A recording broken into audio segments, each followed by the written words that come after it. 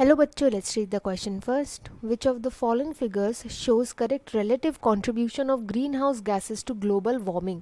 तो हमें यहाँ पे 4 ऑप्शन दिए हुए हैं. हमें बताना है कि कौन से फिगर में करेक्टली ग्रीन हाउस गैसेज का जो कंट्रीब्यूशन, मतलब जो अर्थ पे प्रेजेंट होती है या जो ग्रीन हाउस गैसेज में सबसे ज़्यादा contribute as a green house gas contribute करती है हमारे एनवायरनमेंट में, वो सिंपली हमें यहाँ पे बताना है. बिल्कुल सिंपल भाषा में बोले तो जो यहाँ पे की कॉन्सेप्ट यूज़ किया जाएगा वो होगा कि हम यहाँ पे ग्रीन हाउस गैसेस की स्टडी करेंगे. Green house gases. Green house gases सबसे सिंपल भाषा में समझे जाए तो ये वो गैसेस होते हैं जिनका फंक्शन होता है जो सोलर रेडिएशंस सन से आ रही हैं.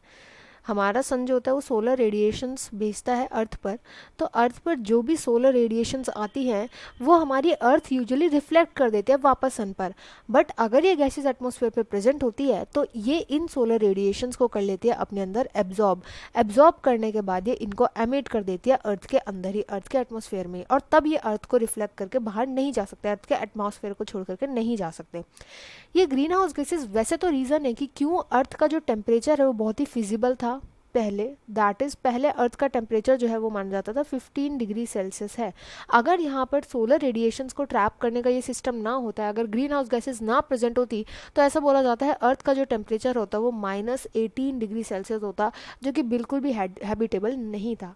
तो ग्रीन हाउस गैसेज ही वो रीज़न है कि आज हमारे अर्थ पर इतना सुहाना सा मौसम रहता है. बट यही ग्रीन हाउस गैसेस का क्योंकि एमिशन बहुत ज़्यादा हो रहा है, इस वजह से और ज़्यादा सोलर रेडिएशन ट्रैप हो रही है, और ज़्यादा सोलर रेडिएशन ये एब्जॉर्ब करते हैं और ज़्यादा एमिट होती है ये रेडिएशंस. जब ये रेडिएशंस या फिर जब ये हीट एमिट होगी तो क्या होता है, इसकी वजह से होता है ग्लोबल वार्मिंग. क्यों? जब हीट एमिट होती है किसी भी चीज़ को, अगर आप हीट दोगे तो गर्म होगी.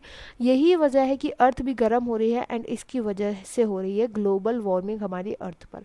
तो ये मेन कॉज भी होती है ग्लोबल वार्मिंग का. अब इनमें कौन कौन सी गैसेस कंट्रीब्यूट करती है, तो इसमें मेन होती है carbon dioxide, nitrous oxide, methane and chlorofluorocarbons. इनका अगर हम कॉन्सेंट्रेशन देखें करके सबसे ज़्यादा होता है कार्बन डाइऑक्साइड का. ये सबसे ज़्यादा हमारे नेचर में प्रेजेंट है विच इज़ 60%. इसके बाद आते हैं हमारे मीथेन जी. तो मीथेन प्रेजेंट होते हैं हमारे एटमॉस्फेयर के अंदर अराउंड 20% एटमॉस्फेयर में. जो ग्रीन हाउस गैसेज में से जो ग्रीन हाउस गैसेज मेन है उसमें से 20% तो भाई मीथेन ही प्रेजेंट होती है. देन उसके बाद 14% आते हैं क्लोरोफ्लोरोकार्बन. ये ग्लोबल वार्मिंग तो करते ही करते हैं, साथ साथ हमारी ओजोन को भी ख़राब करते हैं, ओजोन को भी डिप्लीट कर देती है ये. अब लास्ट में आती है नाइट्रस ऑक्साइड. नाइट्रस ऑक्साइड जो होती है 6% प्रेजेंट होती है हमारे एटमॉस्फेयर के अंदर. तो अगर इस पूरा पाई चार्ट को देखेंगे तो यहाँ पे जो फर्स्ट ऑप्शन है वो इस क्वेश्चन का राइट आंसर हो जाएगा. I hope you understood well. Best of luck and thank you.